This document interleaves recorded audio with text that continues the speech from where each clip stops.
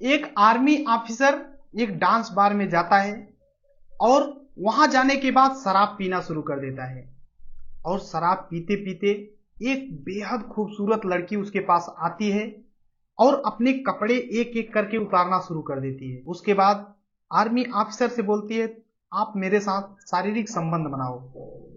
Army officer बोलता है, मैं ये सब नहीं कर सकता हूं। जैसे ही मना करता है उसके बाद एक कत्ल होता है और उस कत्ल का कोई भी शिनाख्त नहीं था, कोई भी पता नहीं था। लेकिन देहरादून पुलिस जिस अंदाज में उस कत्ल का खुलासा करती है, वाकई में आप सुनेंगे तो आश्चर्य भी होंगे और देहरादून पुलिस पे आपको गर्व भी होगा कि ऐसे पुलिस ऑफिसर जो इतने जटिल समस्या को इतनी आसानी से सॉल्व कर देते हैं। नमस्कार दोस्तों, मैं विजय शंकर। इस वीडियो को लाइक करना, चैनल को सब्सक्राइब करना, हमें इंस्टाग्राम पे जरूर फॉलो करना। आज की जो सच्ची घटना सुनाने जा रहा हूं ये है उत्तराखंड प्रदेश का एक शहर है देहरादून, यहीं की ये घटना है। लेकिन इसकी शुरुआत पश्चिम बंगाल के सिलीगुड़ी से होती है। सिलीगुड़ी एक शहर है, यहीं पर जनवरी 2020 में एक आर्मी ऑफिसर होते हैं जिसका नाम रामेंदु उपाध्याय होता है, जो कि इनकी एक पोस्ट होती है। आर्मी ऑफिसर थे, लेफ्टिनेंट कर्नल थे। इन्हें जब छुट्टी मिलता, थोड़ा टाइम मिलता, तो अपना टाइम पास करने के लिए, टाइम बिताने के लिए क्लब में जाया करते हैं। एक दिन सिलीगुड़ी में एक जगह है, जीजी सिटी सेंटर मॉल के अंदर एक क्लब है, यहीं पर जाते हैं। जाने के बाद शराब पीना शुरू कर देते हैं। एक एक करके पैक लगा रहे थे और पी रहे थे। उसके बाद एक बेहद खूबसूरत लड़की आती है और इनका पैक खुद ही लगाना शुरू कर देती है। तो ये बोलते हैं कि आप ऐसा क्यों कर रही हो? तो लड़की बोलती है, अगर मैं आपका पैक लगा देती हूं तो आपको कोई इतराज तो नहीं है? तो आर्मी ऑफिसर जो थे, इनको रामेंदु उपाध्याय ये बोलते हैं कि हमें कोई इतराज नहीं, क्योंकि ये थोड़ा नशे में भी थे। तो लड़की पैक लगाती है, पीते हैं, उसके बाद चले जाते हैं। उसके थोड़ा लगभग 14-15 दिन बीतता है, फिर से रामेंदु उपाध्याय फिर से उसी क्लब में आते हैं और उसी लड़की को देखने का प्रयास कर रहे थे। तभी पीछे से वो लड़की आ जाती है और बोलती है कि शायद आप मुझे खोजने की कोशिश कर रहे हैं। तो आर्मी ऑफिसर बोलते हैं कि तुम्हें कैसे पता? तो लड़की हंसते हुए बोलती है, चलो छोड़ो, और फिर से पैक लगाना शुरू करती है और आर्मी ऑफिसर शराब पीते हैं। अब वो लड़की आर्मी ऑफिसर से बोलती है कि आपका क्या नाम है? तो आर्मी ऑफिसर बताते हैं कि मेरा नाम रामेंदु उपाध्याय है, आर्मी में लेफ्टिनेंट कर्नल हूं। जब लड़की इस तरीके से सुनती है तो वो भी आश्चर्य में हो जाती है, बोलती है, मैं तो एक डांस करने वाली छोटी लड़की हूं, आप इतने बड़े अधिकारी हैं, मैं आपसे कैसे बात कर? तो आर्मी ऑफिसर बोलते हैं, छोटा बड़ा कुछ नहीं होता है, दिल साफ होना चाहिए। अब उस लड़की से बातचीत का सिलसिला शुरू हो जाता है। आर्मी ऑफिसर उस लड़की से, अब धीरे धीरे टाइम बीत रहा था। उसके बाद लॉकडाउन आ जाता है। लॉकडाउन में सबका काम धाम बंद हो जाता है। जो लड़की डांस करती थी वहां पे उसका भी काम बंद हो जाता है। आर्मी ऑफिसर उस लड़की से लगातार बात किया करते थे। तभी बोलते हैं कि तुम्हारा काम कैसा चल रहा है? तो लड़की बोलती है कि मेरा काम बंद हो चुका है, मैं ही घर का खर्चा चलाती थी, मेरे मम्मी पापा हैं घर पे, लेकिन अब मेरा काम बंद हो चुका है, कैसे घर का खर्च चलेगा, मैं बहुत परेशान हूं। दरअसल जो लड़की थी उसका नाम श्रेया शर्मा था। ये नेपाल की रहने वाली थी, यहाँ पर आकर के अपना काम कर रही थी। नेपाल में चीसा यानी एक जगह है, यहीं पर तनहू जिला की रहने वाली है। ये लड़की जब आर्मी ऑफिसर से बताती है तो आर्मी ऑफिसर बोलता है, टेंशन मत लो, वो कुछ हेल्प भी करता है, कुछ पैसे देता है कि रहो घर पे, अगर कोई काम हो तो भी मेरे से पैसे ले लो, क्योंकि आर्मी ऑफिसर का सैलरी भी अच्छा खासा था, तो कुछ पैसे उस लड़की को शेयर कर देता था। अब लड़की का इसी तरीके से सिलसिला चलने लगा। आर्मी ऑफिसर उस लड़की से बात करता, धीरे धीरे प्यार हो गया और दोनों, आर्मी ऑफिसर जब भी छुट्टी में आता उस लड़की को बुला लेता अपने रूम पर, दोनों में शारीरिक संबंध हो जाता है, दोनों इसी तरीके से रहने लगे।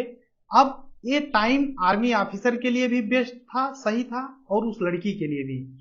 धीरे धीरे टाइम बीतता जाता है, 1 साल कैसे बीत जाता है पता ही नहीं चलता है। धीरे धीरे करके 2 साल बीत जाते हैं और आर्मी ऑफिसर के घर पे माँ भी थी, उसकी पत्नी भी थी, बच्चे भी थे।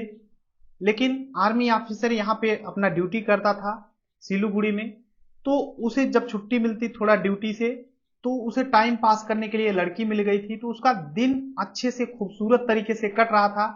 लेकिन यही खूबसूरती का समय था और धीरे धीरे करके 2 साल बीत जाते हैं। और जैसे ही 2 साल बीत जाता है, एक दिन आर्मी ऑफिसर जो था उसका ट्रांसफर का एक लेटर आ जाता है कि अब तुम सिलीगुड़ी से देहरादून में तुम्हारा ट्रांसफर हो जाएगा। अब आर्मी ऑफिसर उस श्रेया शर्मा से बोलता है कि देखो अब मेरा ट्रांसफर हो रहा है, मैं देहरादून जा रहा हूँ, वहां पे मेरे बीवी बच्चे हैं, मम्मी पापा हैं, तो मैं अब वहीं पर जा रहा हूँ, तुम यहीं पर रहो, चाहो तो तुम भी देहरादून आ जाना। अब लड़की पहले से भी जानती थी कि ये आर्मी ऑफिसर की शादी हो चुकी है ऑलरेडी। अब ये देहरादून चला आता है अपने परिवार के पास और ड्यूटी भी जाता है। अच्छे से सब कुछ चल रहा था। उसके बाद श्रेया शर्मा थी, ये भी यहीं पर बुला लेता है श्रेया को, एक होटल बुक करा देता है, वहीं पर रहती थी श्रेया शर्मा भी। अब आर्मी ऑफिसर ड्यूटी जाता, ड्यूटी से थोड़ा टाइम मिलता तो अपने परिवार के पास घर चला जाता, पत्नी के पास, और कभी उस लड़की के पास होटल में चला जाता मिलने के लिए। अब ऐसे ही टाइम धीरे धीरे बीत रहा था। 2.5 साल यानी 6 महीने फिर से बीत जाते हैं और सब कुछ सही चल रहा था। इसका जो परिवार था वो देहरादून में प्रेम नगर एक जगह है, यहीं पर पंडितवाड़ी इलाके में उसकी पत्नी और बच्चे रहते थे। अब पत्नी को ये चीज पता चल चुका था कि जो आर्मी ऑफिसर है उसका कितने बजे से ड्यूटी होता है, कितने बजे छुट्टी होती है। 6 महीने में ये सब उसको अंदाजा लग चुका था। तो उसे कहीं ना कहीं लगने लगा कि मेरे पति ड्यूटी के बाद कहीं और भी जाते हैं। वो धीरे धीरे रेकी करना शुरू कर देती है। एक दिन अपने पति को देखती है कि एक होटल में जा रहे हैं और पीछा करती है, देखती है कि एक लड़की से मिल रहे हैं। अब आर्मी ऑफिसर और उसकी पत्नी में विवाद हो जाता है। अब आर्मी ऑफिसर इस समस्या को समाधान करने की कोशिश कर रहा था। वो जो भी हुआ था उसको पटरी पर लाने की कोशिश कर रहा था लगातार, लेकिन ऐसा कुछ नहीं था। ये समस्या और बढ़ती जा रही थी, उसकी पत्नी भी उसके ऊपर नाराज होती जा रही थी।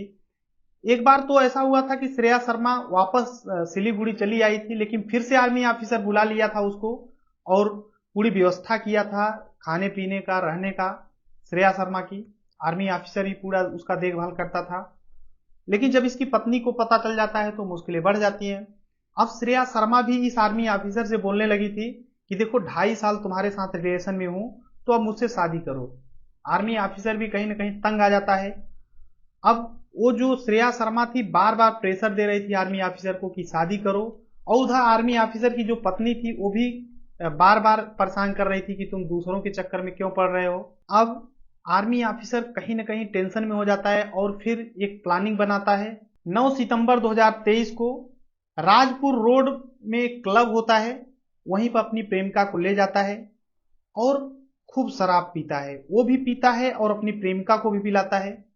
प्रेमिका को यानी श्रेया शर्मा को कुछ ज्यादा ही शराब पिलाता है और खुद कम पीता है।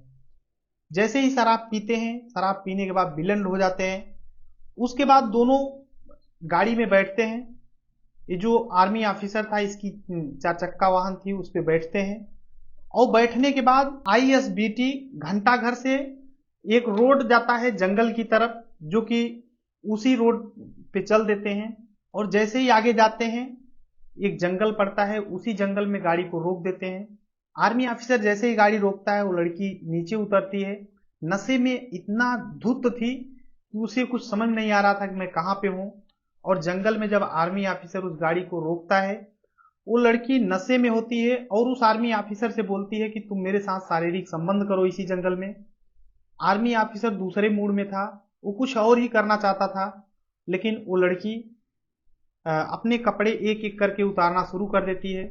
आर्मी ऑफिसर बोलता है अभी मैं ये सब नहीं करूंगा, बाद में कर लूंगा ये सब। समझाता है उस लड़की को, तो लड़की फिर से अपना कपड़ा पहन लेती है और नशे में इतना ज्यादा धुत थी कि उसे कुछ समझ नहीं आ रहा था। और आर्मी ऑफिसर जाता है पीछे की अपनी गाड़ी खोलता है और वहां से एक हथौड़ा निकालता है, उससे उस लड़की को मारना शुरू कर देता है। और तब तक उसके सिर में मारता है जब तक कि उस लड़की की मृत्यु नहीं हो जाती है। मारने के बाद उसके चेहरे पर फिनाइल डाल देता है ताकि चेहरा न समझ में आए कौन है। उसके बाद वहीं एक रोड होता है, रोड के किनारे उसकी लाश को फेंक करके और फिर अपने चला जाता है। सोचता है कि अब इसका कोई शिनाख्त ही नहीं मिलेगा, चेहरा ही नहीं समझ में आएगा, लड़की कोई इंडिया की तो है नहीं कि समझ में आएगा। इंडिया में कोई बोलेगा कि मेरी लड़की गायब हो गई है तो कोई किसी को पता ही नहीं चलेगा। लेकिन कहते हैं ना, क्राइम कितना भी शातिर तरीके से किया जाए, कोई ना कोई सबूत तो छोड़ ही देता है। होता इसी तरीके से है। सुबह होता है, 9 तारीख को शाम की ये घटना थी। सुबह हो जाता है, लोग जुटते हैं और जिस इलाके में था वहीं का गांव का प्रधान होता है, वो पुलिस के पास फोन करता है। पुलिस आती है। अब ये मामला फैलने लगता है कि एक अज्ञात लड़की की मृत्यु हुई है। उसके कपड़े से ऐसा लग रहा है कि लड़की अमीर घराने की है, क्योंकि अच्छे कपड़े पहनी थी। अब ये पूरी तरह से मैसेज फैलने लगता है कि एक लड़की, अज्ञात लड़की है, उसकी मृत्यु हुई है। कौन है इसका जिम्मेवार, कौन है इसका परिवार वाले, कुछ भी पता नहीं चल रहा था। अब न तो मारने वाला पता है और जो मरा है उसके बारे में भी पता नहीं है कि उसके घर पे कौन है, कोई उसका जिम्मेदारी लेने वाला नहीं है।